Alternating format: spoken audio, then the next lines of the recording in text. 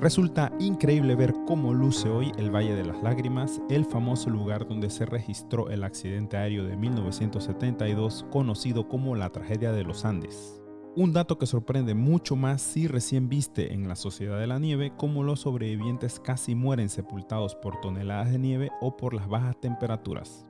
Quédate y conoce en los siguientes minutos todos los detalles de este y otros aspectos curiosos alrededor de esta extraordinaria historia de supervivencia, sobre todo detalles que no formaron parte de la película, como el hotel que estaba relativamente cerca del lugar del accidente, todo lo que intentaron los jóvenes uruguayos para calmar el hambre antes de comer carne humana, o el porqué de los ojos de mapache que le quedaron a Nando Parrado luego de estrellarse el avión.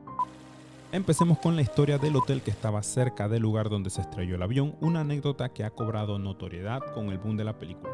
Se trata del Hotel Termas El Sosneado, un resort de lujo para millonarios que, si bien estaba abandonado cuando ocurrió el accidente, podría haberles brindado una mejor protección del tenaz clima a los jóvenes uruguayos y multiplicar las posibilidades de más sobrevivientes.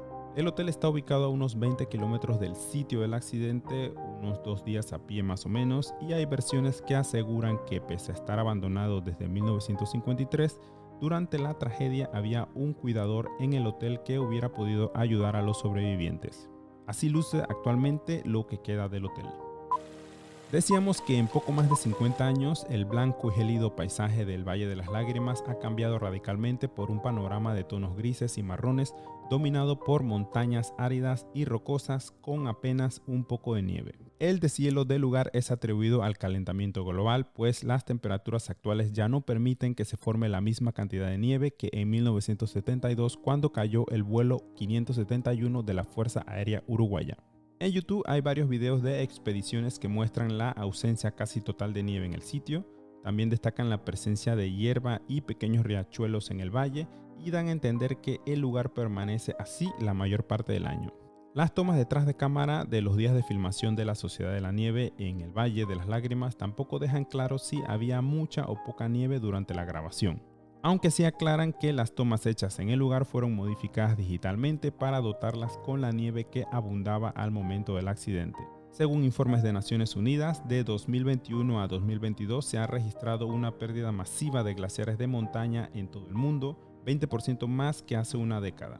En concreto, se ha registrado la pérdida casi irreversible de unos 200.000 glaciares de montaña en Europa, África, Oceanía, Asia y América. Las condiciones del Valle de las Lágrimas son tan cómodas en comparación con 1972 que actualmente se realizan múltiples giras turísticas por el lugar a pie o a caballo. Si algún día te animas a realizar esta expedición, en el lugar del accidente, a 3.600 metros de altura, hay una cruz y unas placas en donde fueron sepultados los restos de las víctimas fatales del accidente y quedan poquísimos remanentes del avión. De hecho, el fuselaje del avión que sirvió de refugio para los jóvenes uruguayos fue quemado tras las labores de rescate. Esta decisión se tomó para evitar que en el futuro se presentaran confusiones con otros accidentes aéreos que pudieran ocurrir en la zona. Seguro viste o conoces Viven, la película de 1993 que hizo Hollywood sobre esta tragedia. No obstante, varios años antes, en 1976, salió Supervivientes de los Andes, la primera adaptación cinematográfica de este suceso, hecha en caliente solo 4 años después del accidente y 3 años después de la publicación del libro en el que se basó. Esta producción estuvo desde el principio rodeada por la polémica debido a la falta de aprobación de los sobrevivientes respecto a cómo se reflejaba la historia. Hay que tener presente que tras conocerse la noticia del rescate de los sobrevivientes surgió una enorme controversia y especulaciones sobre la supervivencia de los jóvenes uruguayos con publicaciones sensacionalistas que difundieron, por ejemplo, imágenes de una pierna a medio comer en el sitio del accidente o titulares como "Que Dios los perdone". Para tratar de salir de los aprietos, los responsables de la película cambiaron los nombres de los personajes, pero ello no los salvó de las críticas debido a la atención que dio el film a los aspectos más polémicos de la tragedia, como la antropofagia o consumo de carne humana. Les cuento más, para poder exhibirla en Estados Unidos, de los 114 minutos de duración de la película se tuvieron que cortar unos 30 minutos aproximadamente debido a lo gráfica que resultaban algunas escenas. La película está en YouTube, por si te animas a verla, te dejo el enlace en la descripción.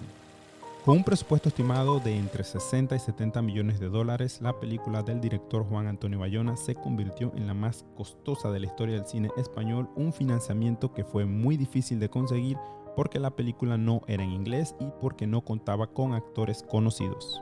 Tras tocar muchas puertas, finalmente Netflix le dio la oportunidad a Bayona, quien grabó la mayor parte de las escenas en España, en Sierra Nevada, además de usar locaciones en Uruguay, Chile, Argentina y, por supuesto, el Valle de las Lágrimas en la cordillera de los Andes, donde el equipo de filmación pasó 20 días. Netflix publicó en YouTube un breve documental en el que detallan cómo lograron recrear las montañas nevadas de 1972 y cómo se grabó la escena del impacto del avión, por mucho la más complicada de todas. Dejo el enlace del documental en la descripción. Varios de los sobrevivientes han contado todo lo que hicieron para calmar la sensación extrema de hambre antes de comer carne humana. Una semana después del accidente ya se habían agotado los pocos alimentos que habían encontrado entre los escombros del avión, a pesar de que trataron de racionar al extremo comiendo una almendra cubierta de chocolate cada 3 días. Fue entonces cuando, impulsados por la desesperación, intentaron comer el algodón de relleno de los asientos del avión, ropas o hasta el cuero de las maletas. Hasta 2003 se habían publicado 26 libros sobre la tragedia de los Andes, 8 de ellos escritos por los propios sobrevivientes. La película La Sociedad de la Nieve se basa en el libro homónimo de Pablo Bierzi, escritor, periodista y guionista uruguayo y sobre todo amigo de infancia y compañero de colegio de los sobrevivientes del accidente. Gracias a esa cercanía y al tiempo que se tomó para procesar y escribir el libro, publicado 35 años después del accidente, Bierzi logró un acercamiento psicológico sobre la transformación que los sobrevivientes sufrieron desde adentro, con un relato lo más realista posible. Por eso, cuando leyó el libro, el director Juan Antonio Bayona quedó fascinado con la perspectiva y el nivel de detalle y realismo de la historia, un enfoque que no se había contado nunca y por eso decidió adaptarla al cine. Como Bayona tenía la buena obsesión de recrear fielmente los sucesos de la tragedia, se han viralizado múltiples imágenes que comparan el nivel de detalle de la recreación cinematográfica con la realidad.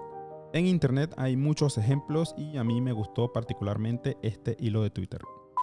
Un detalle en el que la Sociedad de la Nieve no fue fiel a la realidad fue al momento del rescate, el cual se tuvo que realizar en 2 días. El primer día fueron evacuados la mitad de los supervivientes debido al mal tiempo que había y los restantes tuvieron que pasar una noche más en el Valle de las Lágrimas, eso sí, acompañados por unidades del equipo de rescate. Al día siguiente, 23 de diciembre de 1972, se completó el rescate con 2 helicópteros y el clima totalmente a favor. Un detalle que destacaron los rescatistas fue que encontrar a los 14 sobrevivientes que quedaban en el fuselaje no fue sencillo desde el helicóptero y entre tanta nieve, pese a que Nando Parrado los acompañaba para guiarlos. Finalmente, Parrado dio con la clave para poder encontrarlos y fue ubicar una montaña con la punta color marrón, al recordar que una de las montañas que rodeaban el valle tenía la punta descubierta debido a las avalanchas que los sepultaron y casi terminan con la vida de todos, como bien se mostró en la película de Bayona. Siguiendo con el realismo de la película, los actores también hicieron su parte, perdiendo hasta 23 kilos para recrear las condiciones en las que quedaron los sobrevivientes tras 72 días de frío y hambre en la cordillera. El elenco siguió durante varios meses una dieta diaria de una lata de atún y una mandarina, además de trabajar con un equipo de nutricionistas que se aseguraba de que el proceso de pérdida de peso fuera seguro. Cuando fueron rescatados en la vida real, algunos de los sobrevivientes habían perdido más del 50% de su peso. Otro homenaje a la realidad de la película son los ojos amoratados de Nando Parrado tras el impacto del avión. A esta manifestación física se le conoce como el signo del mapache y es un claro indicador de un traumatismo a nivel craneal, que fue lo que ocurrió con Nando, quien estuvo 3 días en coma tras golpearse fuertemente la cabeza durante la caída del avión. Existe un museo alusivo a la tragedia, el Museo Andes 1972 en Montevideo, Uruguay. En su cuenta de Instagram hay imágenes de parte de la colección que exhiben, como restos del avión, recortes de periódicos de la época, ropa, zapatos o la radio que usaron los sobrevivientes del accidente. Sergio Catalán, el arriero que encontró y ayudó a Nando Parrado y a Roberto Canessa cuando bajaron de la cordillera, era visitado con frecuencia por los sobrevivientes y en varias ocasiones estos se hicieron cargo de los gastos médicos de Catalán, como cuando necesitó, por ejemplo, una prótesis debido a una artrosis en la cadera derecha. Catalán falleció en febrero de 2020 a los 91 años y en el Museo Andes 1972 hay una sala especial en su honor. El Club Deportivo All Christian de Uruguay, en el que jugaban los sobrevivientes y la mayor parte de las víctimas fatales del accidente, sigue activo y cada año celebra un partido amistoso de rugby con los All Boys de Chile, el equipo al que no pudieron enfrentarse en 1972 debido al accidente aéreo. Hace poco celebraron en su cuenta de Instagram el estreno de La Sociedad de la Nieve. Si llegaste hasta acá es porque te gustan mucho las historias de supervivencia, así que te dejo otras películas de esta temática basadas en casos reales, todas muy recomendables. En este canal tenemos más contenidos con curiosidades de series y películas. Dale al botón de like, comenta si tienes algún apunte y suscríbete para que estés al tanto de nuestras próximas publicaciones. Hasta el siguiente video.